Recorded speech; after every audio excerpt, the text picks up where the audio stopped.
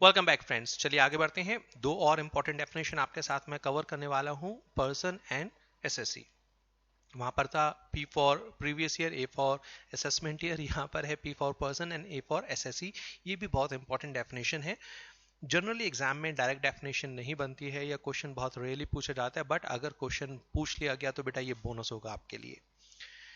Person and SSC.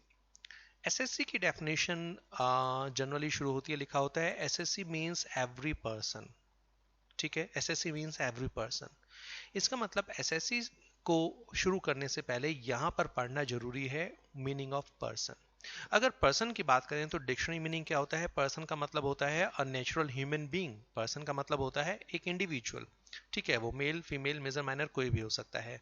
मगर under income tax act person को define किया गया है और इसमें नेचुरल एंड आर्टिफिशियल दोनों तरह के पर्सन को रखा गया है। The main objective to give definition of person to include every individual और ग्रुप ऑफ इंडिविजुअल जो पैसा कमाता है या पैसा कमा सकता है। अंडर इनकम टैक्स एक्ट हमें 7 कैटेगरी दी गई है पर्सन की, और मेन ऑब्जेक्टिव है कि देखिए, अगर आप पैसा कमाते हैं तो हम आपको कहीं ना कहीं पकड़ लेंगे। रीजन बीइंग, एसएससी की डेफिनेशन शुरुआत होती है एवरी पर्सन। ठीक है, तो अगर कोई एंटिटी पर्सन है तभी वो एसएससी के डेफिनेशन में शामिल हो सकती है। अगर एक एंटिटी पैसा कमा रही है मगर इनकम टैक्स में उसको पर्सन नहीं माना गया तो बट ऑब्वियसली उसको एसएससी भी नहीं माना गया जा सकता। ठीक है, और जब डेफिनेशन आप पढ़ लेंगे तो बेटा you will come to know कोई भी ऐसा एंटिटी नहीं है, कोई भी ऐसा ग्रुप नहीं है जिसे पर्सन की डेफिनेशन में शामिल नहीं किया जा सके। इवन भगवान को भी डेफिनेशन में कवर कर लिया गया। मूवी देखी थी ना, ओएमजी, ओ माय गॉड, भगवान के ऊपर केस हो गया था। बट ऑब्वियस है भगवान के ऊपर जो केस हुआ था किसके थ्रू हुआ था? जो उनके डाइटीज थे, जो उनकी पूजा करते थे, ठीक है, उनको नोटिस भेजा गया था। ऐसे ही यहाँ पर अगर भगवान से टैक्स चार्ज करना है ना इनकम के ऊपर, तो जो टैक्स रिकवर किया जाएगा वो उनके डाइटीज से किया जाएगा। ठीक है, ये सारा डिस्कस करेंगे। चलिए, तो पर्सन की डेफिनेशन शुरू करते हैं। पर्सन की डेफिनेशन दी गई है सेक्शन 2 क्लॉज 31 में। याद रहे वेल एंड गुड, नहीं याद रहे ठीक है, कोई प्रॉब्लम नहीं है। पर्सन, पर्सन सेक्शन 2 क्लॉज 31 बेटा,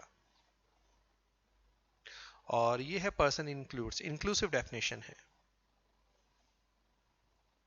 पर्सन इंक्लूड्स, पहला पॉइंट है इंडिविजुअल। पहली पॉइंट है इंडिविजुअल। ठीक है, 7 पॉइंट्स हैं, एक बार पढ़ लीजिए बुक में, नोट्स आपको दिए गए, रेफर कर लीजिए। पर्सन इंक्लूड 7 पॉइंट है। Individual, HUF, AOP, individual, HUF, company, firm, AOP that is RTP association of person, और BOP body of individual. 6 point है लोकल अथॉरिटी, एंड 7 पॉइंट है every other artificial judicial person not included above. 7 category हैं, one by one मैं आपको करा रहा हूं। ये 7 याद करना, और हो सके तो बेटा सीक्वेंस में याद रखिएगा, बेटर रहेगा। ठीक है, पर्सन इंक्लूड्स, सबसे पहला है इंडिविजुअल। पर्सन में क्या शामिल किया जाता है? इंडिविजुअल को। मतलब अगर एक इंडिविजुअल पैसा कमाता है तो उससे टैक्स डिमांड किया जा सकता है। पर्सन में शामिल होने का ऑब्जेक्टिव यही है, पर्सन को डिफाइन करने का ऑब्जेक्टिव यही है कि अगर आप पैसा कमाते हैं तो हम आपसे टैक्स डिमांड कर सके। तो पहली कैटेगरी है इंडिविजुअल। इंडिविजुअल, ठीक है, इंडिविजुअल अगर इनकम अर्न करता है तो टैक्स इंडिविजुअल को ही पे करना पड़ेगा। इंडिविजुअल में कौन शामिल होगा? इंडिविजुअल का मतलब क्या है? नेचुरल ह्यूमन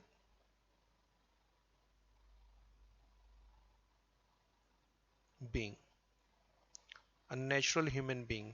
इसमें बेटा मेल एंड फीमेल दोनों शामिल होंगे।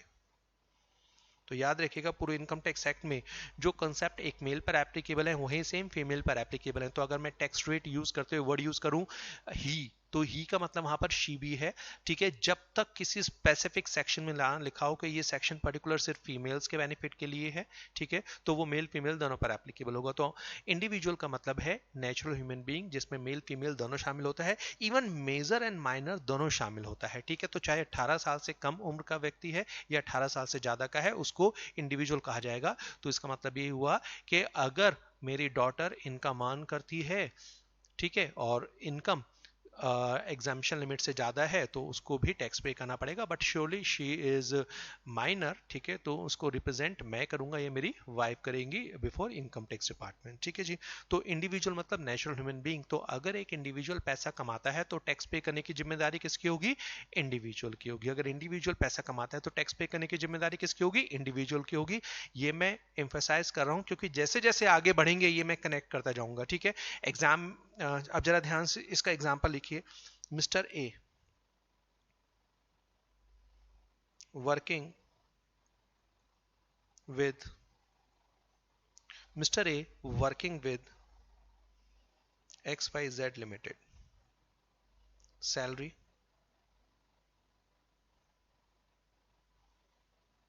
5 lakh. Mister A XYZ limited में काम कर रहे हैं, देखो टैक्स कितना होगा वी आर नॉट कंसर्न, अभी बात करो। मिस्टर ए XYZ लिमिटेड में काम कर रहे हैं तो इस 5 लाख के ऊपर टैक्स पे करने की जिम्मेदारी किसकी होगी? मिस्टर ए की होगी। तो अगर एक इंडिविजुअल पैसा कमाता है तो उस पर टैक्स पे करने की जिम्मेदारी किसकी होगी? इंडिविजुअल की होगी, ठीक है। नंबर 2, सेकेंड कैटेगरी हमारे पास क्या है? Hindu undivided family, HUF, Hindu undivided family. तो सेकंड टैक्स पेयर की कैटेगरी क्या है? Hindu undivided family, HUF। इसको हिंदू ज्वाइंट फैमिली भी कहा जाता है, ठीक है, इसको हिंदू ज्वाइंट फैमिली भी कहा जाता है।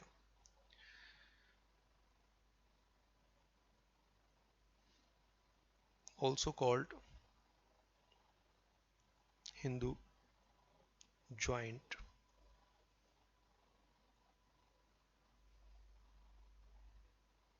फैमिली, ठीक है। तो हिंदू अनडिवाइड फैमिली है, हिंदू ज्वाइंट फैमिली, ठीक है। अच्छा, आगे बढ़ने से पहले एक चीज और, HUF includes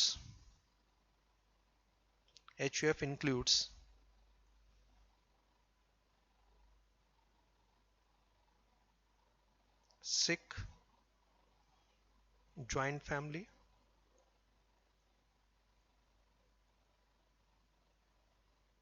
and Jain joint family, ठीक है। Six joint family and Jain undivided joint family, इनके ऊपर भी जो हिंदू लॉ है, ठीक है, वो एप्लीकेबल होता है, हिंदू लॉ एप्लीकेबल होता है। क्रिश्चियन अनडिवाइडेड फैमिली का कंसेप्ट आपको कहीं पढ़ने के लिए नहीं मिलेगा। और अगर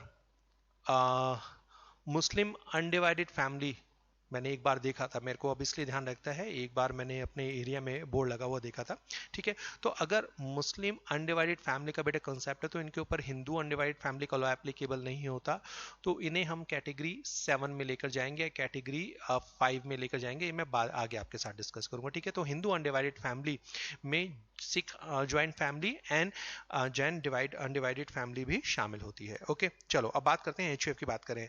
HUF हिंदू अनडिवाइडेड फैमिली, ठीक है। मैरिज के साथ ही हिंदू अनडिवाइडेड फैमिली का क्रिएशन हो जाता है, मतलब जिस डेट पर मेरी मैरिज हुई थी तो वही डेट है मेरे लिए मेरी creation of Hindu undivided family. बाद में जैसे ही मेरी HUF क्रिएट हुई उसमें मैं मेरी वाइफ मेंबर हो गए, ठीक है। कुछ टाइम बाद जब मेरी डॉटर हुई तो वो ऑटोमेटिकली HUF का मेंबर बन गई, ठीक है। तो मेरी HUF में 3 मेंबर है, मैं अपने फादर की HUF का भी मेंबर हूँ, ठीक है। तो मेरे फादर की जो HUF हैं उनके हेड कौन होंगे? फादर होंगे। और उस HUF की डेट ऑफ क्रिएशन क्या होगी? जिस डेट पर मेरे फादर मदर की मैरिज हुई थी, समझ रहे हैं बेटा। तो जिस डेट पर एक हिंदू फैमिली में या फिर सिख फैमिली में या फिर जैन फैमिली में मैरिज होती है वो होती है creation of Hindu undivided family, ठीक है, हो जाता है। तो एक पॉइंट पर एक इंडिविजुअल मल्टीपल HUF का मेंबर हो सकता है, जैसे मैं अपनी HUF का हेड भी हूं और जो मेरे फादर की HUF है उसका मैं मेंबर हूं, ठीक है जी। चलिए अब मिस्टर ए की बात करते हैं। यहां पर HUF का कंसेप्ट क्या है कि अगर कोई बिजनेस, अगर कोई इनकम HUF के अंडर अर्न की जा रही है तो उस पर टैक्स पे करने की जिम्मेदारी हिंदू अनडिवाइडेड फैमिली की होगी। उसके ऊपर उसके मेंबर टैक्स पे नहीं करेंगे, उसके ऊपर उसके मेंबर टैक्स पे नहीं करेंगे। पर्सन की डेफिनेशन को देने का 2 ऑब्जेक्टिव है। नंबर 1, हर वो व्यक्ति जो पैसा कमाता है उसको यहां पर शामिल किया जाए, और दूसरा यह भी बताया जाए कि टैक्स पे करने की जिम्मेदारी किसकी होगी। तो अगर इंडिविजुअल, देखिए मिस्टर ए की बात की थी, अगर मिस्टर ए इनकम अर्न कर रहे हैं, वो XYZ लिमिटेड में जॉब करके पैसा कमा रहे हैं, क्योंकि मिस्टर ए इंडिविजुअल कैपेसिटी में पैसा कमा रहे हैं बेटा, तो इस 5 लाख के ऊपर टैक्स पे करेंगे Mister A as an individual, ठीक है। उनकी रिटर्न जाएगी अपने नाम से, मिस्टर ए के नाम से। अब इस एग्जांपल लेते हैं, मान लीजिए एक एचयूएफ है, ठीक है, एक एचयूएफ है, और इस एचयूएफ का जो प्रॉफिट है, इस एचयूएफ का जो प्रॉफिट है 6 लाख रुपए। इस एचयूएफ के प्रॉफिट में, इस एचयूएफ में जो मेंबर हैं, ठीक है, इस एचयूएफ के जो मेंबर हैं, ये है A, Mrs A, father of A,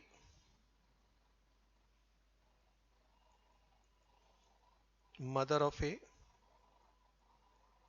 and brother of A. तो बेटा समझिएगा, यहां पर ये जो 6 लाख रुपए का प्रॉफिट है, ये मिस्टर ए ने नहीं कमाया, ये मिसेस ए ने नहीं कमाया, ये फादर या मदर या ब्रदर ऑफ मिस्टर ए ने नहीं कमाया। ये एक बिजनेस रन कर रहे हैं जो हिंदू अनडिवाइडेड फैमिली के नाम पर रजिस्टर्ड है। मतलब जो बिजनेस कर रहा है वो ए या मिसेस ए इंडिविजुअल नहीं कर रहे, वो किस नाम से चल रहा है, वो नाम चल रहा है एचयूएफ के नाम से रजिस्टर्ड है, एचयूएफ के नाम से बैंक अकाउंट खुला हुआ है, एचयूएफ के नाम से ट्रांजेक्शन होती है। तो बट ऑब्वियस है, ये जो 6 लाख रुपए है, इसके ऊपर टैक्स पे करने की जिम्मेदारी क्या मिस्टर ए की इंडिविजुअली होगी? नो।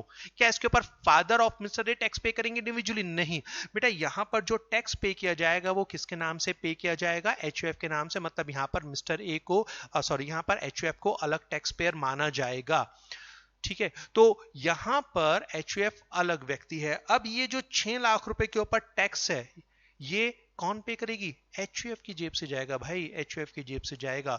और उसके बाद टैक्स पे करने के बाद जो प्रॉफिट बचेगा वो किस में डिस्ट्रीब्यूट कर दिया जाएगा? अगर वो मेंबर्स में डिस्ट्रीब्यूट कर दिया जाता है, मान लीजिए ए को जो प्रॉफिट का शेयर मिला, शेयर इन एचयूएफ, मान लीजिए ये मिला 1 लाख रुपए। अब समझिएगा बेटा, इनकम टैक्स का बड़ा सिंपल रूल है, एक दो एक्सेप्शंस भी हैं। एक इनकम एक बार टैक्सेबल होगी, दो व्यक्तियों के हाथ में टैक्सेबल नहीं होगी। तो क्योंकि ये 6 लाख रुपए ऑलरेडी एचयूएफ के हाथ में टैक्सेबल हो चुका है, तो टैक्स पे करने के बाद जो मिस्टर ए को अपना शेयर मिला है, ठीक है, ये अब दोबारा टैक्सेबल नहीं होगा, ये दोबारा टैक्सेबल नहीं होगा, इनकम एक बार टैक्सेबल है, ठीक है। तो अब यहां पर मिस्टर ए को दो इनकम हो रही है, एक तो हो रही है अपनी सैलरी से इनकम, एक तो मिल रही है बेटा अपनी सैलरी से इनकम। ये इनकम टैक्सेबल होगी मिस्टर ए के हाथ में, ठीक है। मगर जो एचयूएफ से शेयर मिल रहा है, तो एचयूएफ की इनकम के ऊपर टैक्स पे करने की जिम्मेदारी एचयूएफ की है, उसके ऊपर मिस्टर ए टैक्स पे नहीं करेंगे, कोई और व्यक्ति टैक्स पे नहीं करेगा। क्लियर है ये? और ये जब मेंबर के हाथ में डिस्ट्रीब्यूट होती है वो क्या होती है? Tax free. अभी याद कर लो, ठीक है, इसको याद कर लीजिएगा, ठीक है। So share received to the member from his HUF, ठीक है, share received from a HUF in which individual is a member is fully tax free in his or her hand, क्योंकि उसके ऊपर टैक्स पे करने की जिम्मेदारी किसकी है? HUF की होती है। बराबर। चलो 2 पॉइंट हो गए। अब आगे बढ़ते हैं। थर्ड कैटेगरी हमारे पास क्या है पर्सन की? So person includes individual and HUF. Individual की इनकम पर टैक्स इंडिविजुअल पे करेगा, एचयूएफ की इनकम पर टैक्स एचयूएफ पे करेगी। तो इनकम, इंडिविजुअल की इनकम कैलकुलेट करने का मेथड अलग होगा, एचयूएफ की इनकम कैलकुलेट करने का मेथड अलग होगा। Third point, person includes company. Company is an artificial judicial person. भाई आप सारे स्टूडेंट पढ़ते हैं कंपनी लॉ, तो कंपनी लॉ में कंपनी की डेफिनेशन होगी, it is artificial judicial person. Artificial का मतलब होता है जो व्यक्ति अपने आप को रिप्रेजेंट नहीं कर सकता, जुडिशियल का मतलब होता है लीगल व्यक्ति। कंपनी को रिप्रेजेंट कौन करते हैं? कंपनी को रिप्रेजेंट करते हैं शेयर होल्डर्स, और शेयर होल्डर्स को कौन रिप्रेजेंट करता है? Board of directors. तो प्रैक्टिकली जब भी कंपनी की कोई मीटिंग्स होती हैं तो वहां पर कौन पाया जाएगा? Board of directors. तो company is an artificial person. जो कंपनी जो व्यक्ति अपने आप को रिप्रेजेंट नहीं करता, कोई दूसरा व्यक्ति उसको रिप्रेजेंट करता है, वो कहलाता है आर्टिफिशियल, जैसे कंपनी। और दूसरा हो गया जुडिशियल। जुडिशियल मतलब एक लीगल व्यक्ति जिसके ऊपर केस कर सकते हैं या जो किसी और के ऊपर केस कर सकता है। तो कंपनी अगर किसी के ऊपर फ्रॉड करती है तो कंपनी के ऊपर केस किया जा सकता है, बट ऑब्वियसली कंपनी कोर्ट में नहीं आएगी, जो डायरेक्टर है या रिप्रेजेंटेटिव है वो बोर्ड में आएगा। अगर कंपनी के साथ कोई फ्रॉड करता है तो कंपनी उस व्यक्ति के ऊपर केस कर सकती है, बट ऑब्वियसली कौन केस करेगा? कंपनी तो खुद चल के नहीं जाएगा, जो कंपनी को रिप्रेजेंट कर रहे हैं डायरेक्टर्स वो केस फाइल करेंगे, ठीक है। तो company is an artificial judicial person. Company public भी हो सकती है, प्राइवेट भी हो सकती है, कंपनी गवर्नमेंट भी हो सकती है, कंपनी नॉन गवर्नमेंट भी हो सकती है, कंपनी इंडियन भी हो सकती है, कंपनी फॉरेन भी हो सकती है। हम यहाँ कोई पक्षपात नहीं कर रहे क्योंकि वर्ड क्या है बेटा? कंपनी। तो कंपनी अगर टैक्स इनकम अर्न करती है तो उसके ऊपर टैक्स पे करने की जिम्मेदारी कंपनी की होगी, मतलब जो टैक्स है वो कंपनी की इनकम में से ही जाएगा। उस टैक्स के ऊपर, उस इनकम के ऊपर डायरेक्टर्स अपनी पॉकेट से टैक्स पे नहीं करेगा, शेयर होल्डर अपनी पॉकेट से टैक्स पे नहीं करेगा। तो under income tax act company is separate legal entity, मतलब कंपनी की इनकम पर टैक्स पे करने की जिम्मेदारी कंपनी की है, उसके शेयर होल्डर्स की नहीं है। ठीक है, तो कंपनी, अब समझिएगा,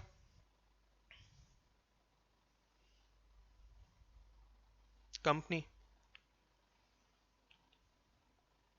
Tata limited for example, Tata limited ने 50 करोड़ का प्रॉफिट कमाया। टाटा लिमिटेड ने 50 करोड़ का बेटा प्रॉफिट कमाया। इस 50 करोड़ के ऊपर जो टैक्स पे करेगा वो कौन पे करेगी? टाटा लिमिटेड करेगी, उसके शेयर होल्डर्स पे नहीं करेंगे। ठीक है, और कंपनी ने टैक्स पे करने के बाद डिविडेंड डिस्ट्रीब्यूट कर दिया, डिविडेंड डिस्ट्रीब्यूट कर दिया, आगे हम पढ़ेंगे। ठीक है, आपको पता लगेगा डिविडेंड के ऊपर भी टैक्स पे करना पड़ता है, मगर वो भी कौन पे करती है? कंपनी पे करती है। ठीक है, डिविडेंड पे कर दिया। अब इस कंपनी में मिस्टर ए, देखिए मैंने इसलिए कहा था उसका ध्यान रखना, मिस्टर ए जो ऊपर आया था, इस कंपनी में मिस्टर ए भी एक शेयर होल्डर है और मिस्टर ए को 15,000 का डिविडेंड मिलता है। अब समझिएगा, मैंने तो लॉ आपके सामने क्लियर कर दिया था बेटा, अगर एक इनकम एक व्यक्ति के हाथ में टैक्सेबल हो चुकी है तो कुछ एक्सेप्शनल केसेस को छोड़कर वो दूसरे व्यक्ति के हाथ में फिर टैक्सेबल नहीं होती। अब समझिएगा, ये 50 करोड़ रुपए पर जो टैक्स है वो किसने पे किया? टाटा लिमिटेड पे करेगी एज कंपनी। ठीक है, जब कंपनी डिविडेंड डिस्ट्रीब्यूट करती है तो उसके ऊपर एक और टैक्स लगता है जिसको डिविडेंड डिस्ट्रीब्यूशन टैक्स कहते हैं। ठीक है, मतलब कंपनी ने जो पैसा कमाया उसके ऊपर ऑलरेडी टैक्स पे कर चुकी है, कंपनी जब डिविडेंड डिस्ट्रीब्यूट कर रही है तो उसके ऊपर भी कंपनी टैक्स पे कर चुकी है। तो जनरली जो डिविडेंड रिसीव करता है उसके हाथ में डिविडेंड टैक्सेबल नहीं होता। हाँ, एक लिमिट होती है 10 लाख रुपए की, वो आगे में पढ़ेंगे। ठीक है, वो बड़े शेयर होल्डर्स के लिए।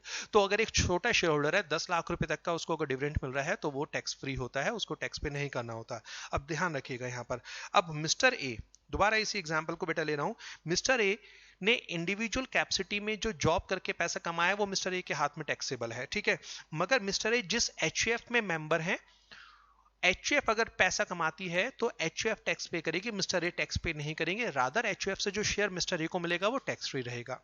मिस्टर ए जिस कंपनी के शेयर होल्डर हैं, ठीक है, वो कंपनी जब पैसा कमाती है तो टैक्स पे करने की जिम्मेदारी कंपनी की होगी, शेयर होल्डर्स की नहीं है। रादर जो डिविडेंड मिस्टर ए को कंपनी से मिल रहा है अप टू 10 लाख रुपीस, वो क्या होता है? वो टैक्स फ्री होता है। ठीक है जी, चलिए, तो इसका मतलब अब 3 तरह के टैक्स पेयर हो गए, इंडिविजुअल, 3 तरह के टैक्स पेयर हो सकते हैं, individual, HUF and company tax payer हो सकते हैं। अगर ये टैक्स पे करेंगे तो ये एसएससी भी बन जाएंगे, मतलब मिस्टर ए अगर टैक्स पे करेंगे तो वो पर्सन एसएससी भी बन जाएंगे। एचयूएफ की इनकम अगर एग्जाम्पशन लिमिट को क्रॉस करती है तो वो टैक्स पे करेगी, वो एसएससी भी बन जाएगी।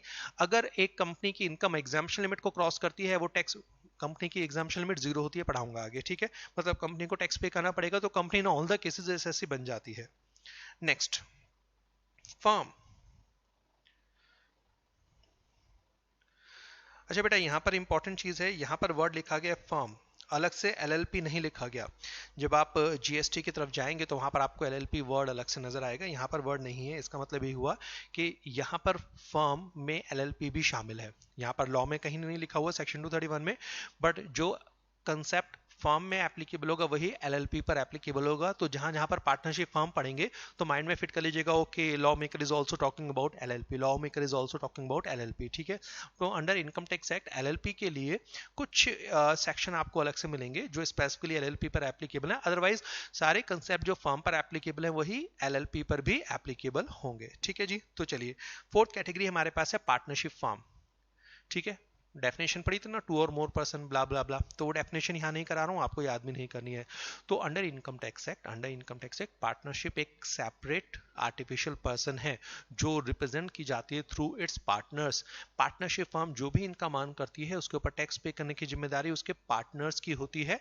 ठीक है, सॉरी, जो पार्टनरशिप फर्म जो भी इनकम अर्न करती है उसके ऊपर टैक्स पे करने की जिम्मेदारी पार्टनरशिप फर्म की होती है ज्वाइंटली। ठीक है, हाँ, वो आपने पढ़ा हुआ है कि अगर पार्टनरशिप फर्म में जो लायबिलिटी है वो अनलिमिटेड होती है, कि अगर पार्टनरशिप फर्म से कोई पैसा रिकवर नहीं हो सकता, वो पार्टनर्स पे करते हैं, वो सेकेंडरी है, ठीक है। बट प्राइमरली पार्टनरशिप फर्म जो टैक्स पे करेगी, पार्टनरशिप फर्म जो इनकम अर्न करेगी, उस पर टैक्स कौन पे करेगा? पार्टनरशिप फर्म के प्रॉफिट से ही बेटा टैक्स पे होगा, ठीक है। जब तक ऐसे सर्कमस्टांसेस क्रिएट नहीं हो जाते कि फर्म इंसॉल्वेंट हो गई, तो वहां पर पार्टनर का रोल नहीं आएगा, ठीक है। अदरवाइज आपने पढ़ा हुआ है कि पार्टनरशिप फर्म में लायबिलिटी अनलिमिटेड है, बट एलएलपी में तो वो भी लिमिटेड होती है, ठीक है। तो फर्म की इनकम पर टैक्स कौन पे करेगी? Partnership firm. और जो पार्टनर्स को प्रॉफिट मिलेगा वो पार्टनर्स के हाथ में क्या होना चाहिए? Tax free. बता रहा हूं बार बार कि जिस इनकम पर एक बार टैक्स पे हो चुका है उस पर जनरली दोबारा टैक्स पे नहीं होता, ठीक है। तो फर्म ने अगर मान लीजिए एक फर्म है, ठीक है, फर्म ने 10 लाख रुपए अर्न किए हैं, ठीक है, इसके दो पार्टनर्स हैं, से चलो 5-6 पार्टनर कर देते हैं पार्टनर्स, इसमें एक्स है, वाई है, जेड है, ए है, बी है, सी है, ठीक है। 10 लाख रुपए, तो बेटा इस 10 लाख रुपए के ऊपर जो टैक्स पे करेगी ना, वो कौन पे करेगी? फर्म। ए को अपने हिस्से का जो प्रॉफिट मिला, ए को अपने हिस्से का जो प्रॉफिट मिला, मान लो वो 1 लाख रुपए मिला, क्योंकि फर्म की इनकम पर ऑलरेडी पार्टनरशिप फर्म टैक्स पे कर चुकी है, तो जो शेयर ऑफ प्रॉफिट होता है, शेयर इन प्रॉफिट, ठीक है, वो मिस्टर ए के हाथ में क्या होगा? Tax free. तो समझिएगा, मिस्टर ए केवल अपने 5 लाख पर टैक्स पे कर रहे हैं जो उन्होंने जॉब करते हुए कमाया था। मिस्टर ए एचयूएफ की इनकम पर टैक्स पे नहीं करेंगे, नो, उनकी जिम्मेदारी नहीं है। मिस्टर ए जिस कंपनी की शेयर होल्डर है उस कंपनी की प्रॉफिट पर वो टैक्स पे नहीं करेंगे, नो, कंपनी की लायबिलिटी है। मिस्टर ए एक पार्टनरशिप फर्म में पार्टनर भी हैं, स्लीपिंग पार्टनर ने सिर्फ पैसा लगा रखा है, तो वहां से जो प्रॉफिट मिलेगा उस पर टैक्स पे करने की जिम्मेदारी पार्टनरशिप फर्म की है। मिस्टर ए की वो इनकम है मगर उस पर वो टैक्स पे नहीं करेंगे, ठीक है ना। वो 10 लाख रुपए के ऊपर टैक्स पे करेंगे क्योंकि फर्म की लायबिलिटी है, और वो 1 लाख रुपए के ऊपर टैक्स पे नहीं करेंगे क्योंकि, ये कर लो, आगे डिटेल में पढ़ने के लिए मिलेगा, बट समझ लो, पार्टनर को पार्टनरशिप फर्म से जो प्रॉफिट, मैं इंटरेस्ट और सैलरी की बात नहीं कर रहा क्योंकि उसका ट्रीटमेंट अलग होता है, पीजीपी में पढ़ाऊंगा, ठीक है। पार्टनर को पार्टनरशिप फर्म से अगर कोई प्रॉफिट मिलता है तो वो टैक्स फ्री होता है क्योंकि वो फर्म के हाथ में ऑलरेडी टैक्सेबल हो चुका है, ठीक है जी। चलो नेक्स्ट। हाँ जी, 2 पॉइंट और आ गए। अब नेक्स्ट में 2 कैटेगरी हमारे पास हैं। कैटेगरी 5 में AOP association of persons and BOI body of individuals. इनको यहाँ मैं डिटेल में नहीं कराऊंगा, अदरवाइज इसके ऊपर डिटेल डिस्कशन हो जाता है हमारे एग्जाम के लिए, इन डिटेल बेटा ये यूजफुल नहीं है, ठीक है। तो शॉर्ट में समझाऊंगा AOP and BOI, association of persons and body of individuals. पहले समझो,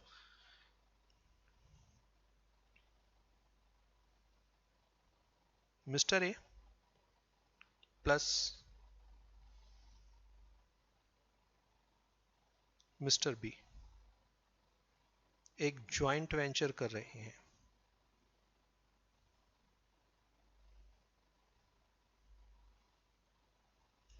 Mister A and Mister B एक ज्वाइंट वेंचर कर रहे हैं। अब समझिएगा, Mister A and Mister B एक ज्वाइंट वेंचर कर रहे हैं। ज्वाइंट वेंचर को क्या कहते हैं? टेम्परेरी पार्टनरशिप, मगर ये ज्वाइंट वेंचर है सर, ये पार्टनरशिप फर्म ने इन्होंने क्रिएट नहीं करी। अब मिस्टर ए और मिस्टर बी मिलकर काम कर रहे हैं। समझिएगा, ना तो ये एचयूएफ है, ना तो ये एचयूएफ है, ना इन्होंने कोई कंपनी क्रिएट की है, ना इन्होंने कोई लीगल पार्टनरशिप फर्म क्रिएट की है। अभी तक जितना पढ़ा है सिर्फ उसमें कवर कर रहा हूं, ठीक है। Mister A and B group हो गया ना, तो इंडिविजुअल तो नहीं कह सकते इन्हें, ठीक है, अलग अलग इंडिविजुअल होते हैं, मगर क्योंकि मिलकर काम कर रहे हैं तो मिस्टर ए और मिस्टर बी एक ग्रुप है। मगर क्या है ये ग्रुप एचयूएफ है? जी नहीं, ये एचयूएफ नहीं है। क्या इस ग्रुप को हम कंपनी कहेंगे? नहीं, इन्होंने कंपनी भी क्रिएट नहीं करी। क्या इन्होंने पार्टनरशिप फॉर्म की? इन्होंने पार्टनरशिप भी फॉर्म नहीं करी। इन्होंने क्या करा? Joint venture. They are very happy, कहते हैं सर आपने तो कहा था बच नहीं सकते, सर हम तो बच गए। देखो, ना तो हम इंडिविजुअल की कैटेगरी में फॉल करते हैं, ना हम एचयूएफ हैं, ना हम कंपनी है, ना फर्म है। सर हम पैसा कमाएंगे, बट क्योंकि हम पर्सन की डेफिनेशन में कवर ही नहीं होते तो हम एसएससी बन ही नहीं सकते। सर अब बताओ कैसे टैक्स लोगे? भाई मजे आ गए। तो मिस्टर ए और मिस्टर बी ने तोड़ निकाली इनकम टैक्स एक्ट का। बट याद है मैंने आपको पहले क्या कहा था कि आप कि किसी भी तरीके से आप इनकम अर्न करें, ग्रुप बनाकर, विदाउट ग्रुप, नेचुरल हो, आर्टिफिशियल हो, पर्सन की डेफिनेशन में हर तरह की एंटिटी शामिल हो जाती है। अब जरा ध्यान से समझिएगा। इनकम टैक्स ने कहा बेटा इधर आओ, बहुत खुश हो गए, अब मेरी बात सुनो। देखो मिस्टर ए तुम कौन हो? इंडिविजुअल। अच्छा मिस्टर बी तुम कौन हो? इन्होंने कहा सर हम इंडिविजुअल। तो उन्होंने कहा देखो भाई, तुम एचयूएफ नहीं हो, मान लिया। तुमने कंपनी भी फॉर्म नहीं करी, ये भी मान लिया। तुमने पार्टनरशिप फर्म भी नहीं बनाई, ये भी मान लिया। उन्होंने कहा मगर देखो पॉइंट नंबर 5 पढ़ो। आप हो individual, more than one individual, हम आपको नाम देंगे बीओआई, बॉडी ऑफ इंडिविजुअल्स। तो बेटा जब दो या उससे ज्यादा इंडिविजुअल मिलकर काम कर रहे हैं, अगर वो एचयूएफ नहीं है, अगर वो कंपनी नहीं है, अगर वो फर्म नहीं है, तो वो क्या बन जाएंगे? वो एसोसिएशन ऑफ पर्सन बन जाएंगे। वो क्या बन जाएंगे? सॉरी, वो क्या बन जाएंगे? बॉडी ऑफ इंडिविजुअल बन जाएंगे। ठीक है, बॉडी ऑफ इंडिविजुअल बन जाएंगे। एक और एग्जांपल देखो, mister A and XYZ private limited, इन्होंने एक जॉइंट वेंचर किया। अब यहां पर इन्होंने कहा देखो भाई मिस्टर ए आप कौन हो? इंडिविजुअल, और XYZ प्राइवेट लिमिटेड क्या है? कंपनी। अब मुझे पहले ये बताओ, क्या ये इंडिविजुअल की कैटेगरी में भी नहीं आ सकती? क्योंकि बेटा मोर देन वन है। इन्होंने एचयूएफ भी क्रिएट नहीं करी, हो ही नहीं सकती। इन्होंने एक कंपनी भी क्रिएट नहीं करी, बच गए। इन्होंने फर्म भी क्रिएट नहीं करी, बच गए।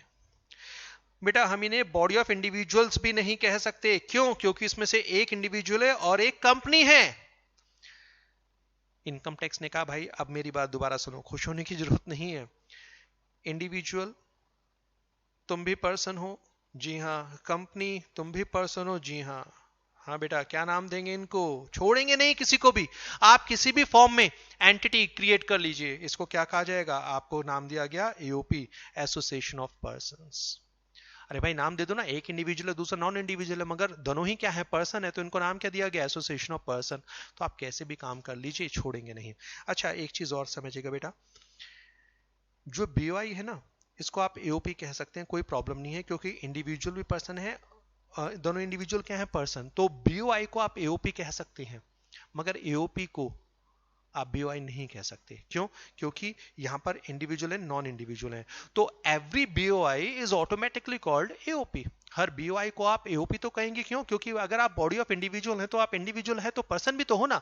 बट एओपी को आप बीओआई नहीं कह सकते, क्योंकि अगर वो ऑलरेडी इंडिविजुअल होते तो पहले हम उसको क्या कहते हैं? बीओआई कहते हैं। समझ रहे मेरी बात? ओके। अभी चीज को और समझिएगा, टेक्निकली क्या होता है। ठीक है, सिर्फ समझ लीजिएगा, आपके एग्जाम में इसके ऊपर क्वेश्चन नहीं बनेगा।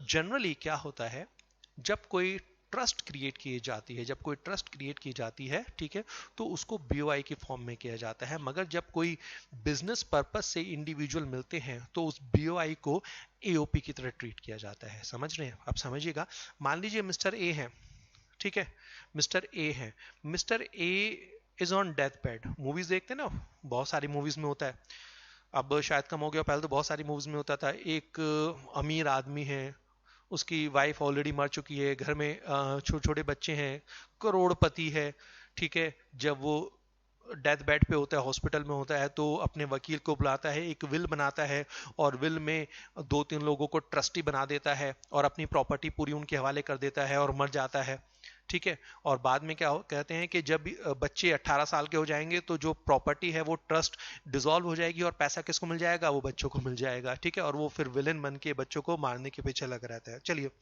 ये तो जोक्स हो गए, मगर समझिए बेटा कंसेप्ट। वहां पर जो 2-3 लोगों को, मान लीजिए उस मरते हुए व्यक्ति ने एक क्या करा, अपने वकील को और अपने छोटे भाई को ट्रस्टी बना दिया, ठीक है।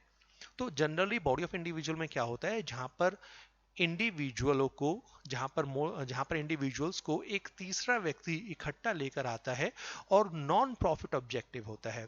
तो बॉडी ऑफ इंडिविजुअल का ऑब्जेक्टिव जनरली प्रॉफिट मेकिंग नहीं होता। तो यहां पर जो ट्रस्ट बनाई गई है, ठीक है, ट्रस्ट बनाई गई है, उसका ऑब्जेक्टिव प्रॉफिट मोटिव नहीं है, सिर्फ प्रॉपर्टी की देखभाल करना है और जब तक बच्चे बड़े नहीं हो जाते उस प्रॉपर्टी को कैरी करना है। समझ रहे हैं? तो बॉडी ऑफ इंडिविजुअल है। बट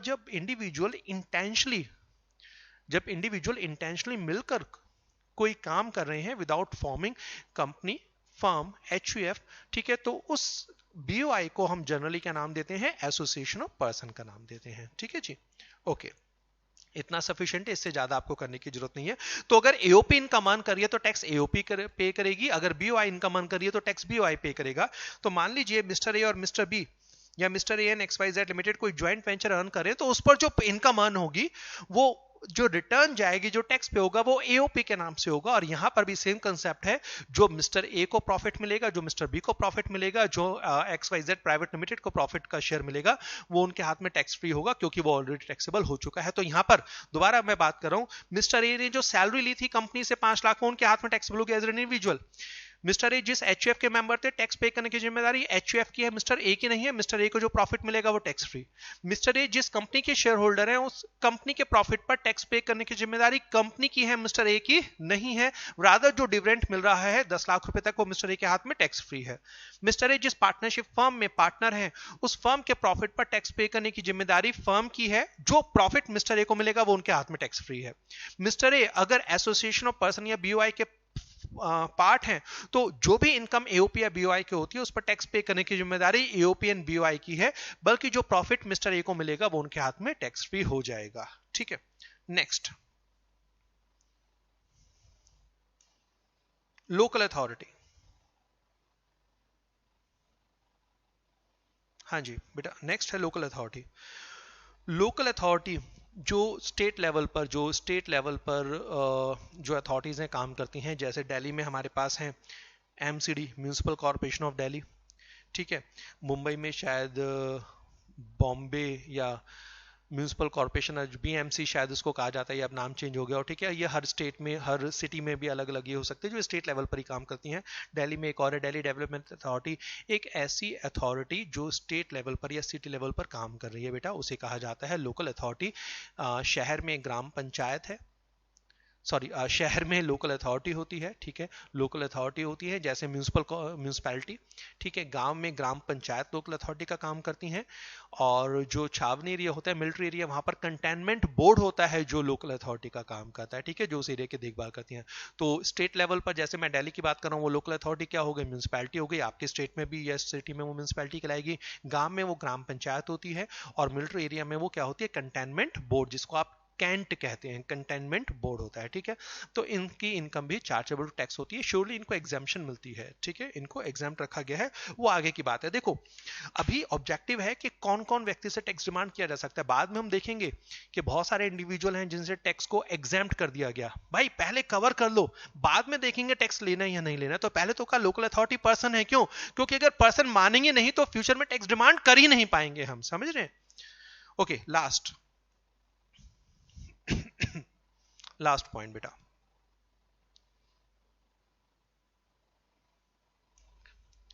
every other artificial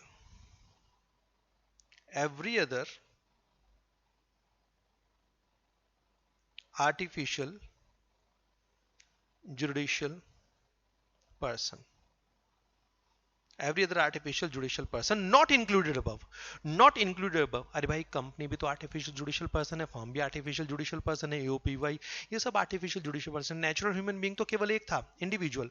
तो कहते हैं artificial judicial person not included above, क्योंकि अगर आप इंडिविजुअल हैं तो ऑलरेडी आप कवर हो गए। ठीक है, आप ऊपर कवर हो गए। तो आर्टिफिशियल जुडिशियल पर्सन जो ऊपर शामिल नहीं है, वो बाय डिफॉल्ट 7 कैटेगरी में तो हो ही जाएगा। देखिए, दो तरह के पर्सन है, एक नेचुरल और एक आर्टिफिशियल। ठीक है, पहला नेचुरल, दूसरा आर्टिफिशियल।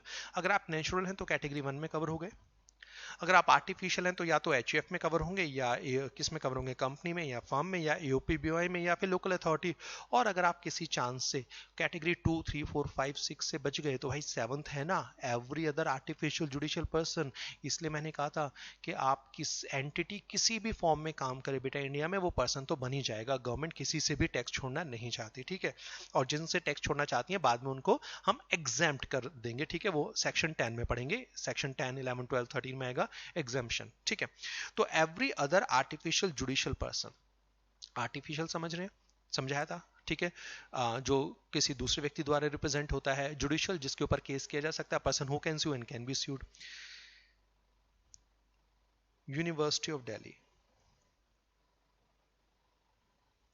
यूनिवर्सिटी ऑफ दिल्ली, मैं दिल्ली में हूं तो मेरे पास दिल्ली यूनिवर्सिटी का एग्जांपल आता है। ठीक है, आप अपनी स्टेट में कोई यूनिवर्सिटी लीजिए, जैसे मेरठ में है, नाम बोल रहा हूँ, चौधरी चरण सिंह यूनिवर्सिटी। ठीक है, कुरुक्षेत्र यूनिवर्सिटी है हरियाणा में।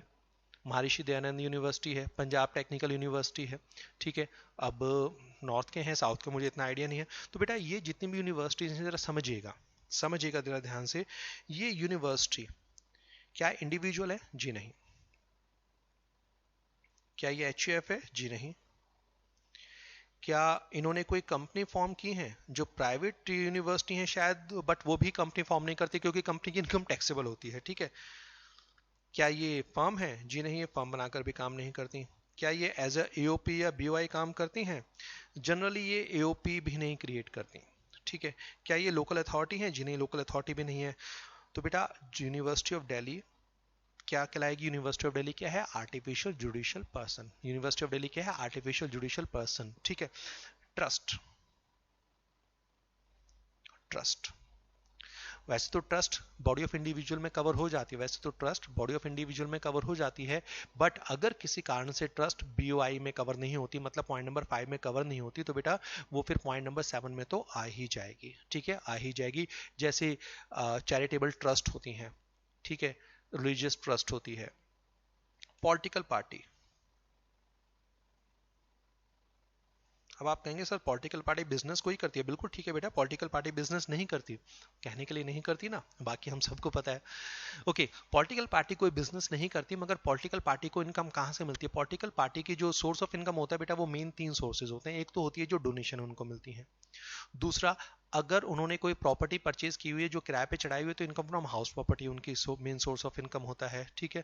दो, जब वो कोई प्रॉपर्टी को सेल करती है तो उस पर होने वाला कैपिटल गेन होता है। अगर उन्होंने बैंक में पैसा जमा कराया है तो बैंक से इंटरेस्ट मिलेगा। हाँ, उनके पास 2 इनकम नहीं होती जनरली, कौन सी? एक सैलरी नहीं होगी और दूसरा बिजनेस इनकम नहीं होगी, मगर उन्हें हाउस प्रॉपर्टी से इनकम हो सकती है, कैपिटल गेन से इनकम हो सकती है और इनकम फ्रॉम अदर सोर्सेज में इनकम हो सकती है। आगे पढ़ेंगे 5 हेड्स ऑफ इनकम होते हैं हमारे पास, ठीक है।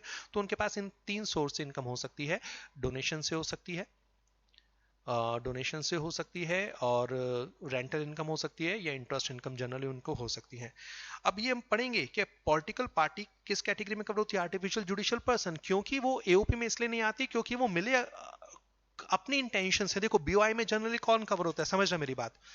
BOI में कवर होता है जो किसी दूसरे व्यक्ति द्वारा इंडिविजुअल साथ ले आए गए हैं, मगर पॉलिटिकल पार्टी में तो लोग इंटेंशनली साथ मिलकर काम कर रहे हैं। मगर AOP में ऑब्जेक्टिव क्या होता है? Profit earning. यहां पर प्रॉफिट अर्निंग नहीं है, तो जनरली जो पॉलिटिकल पार्टी है वो हमारी AOP की कैटेगरी में फॉल नहीं कर पाती। तो कहां आ जाएंगी बेटा? वो कैटेगरी नंबर 7 में आ जाएंगी।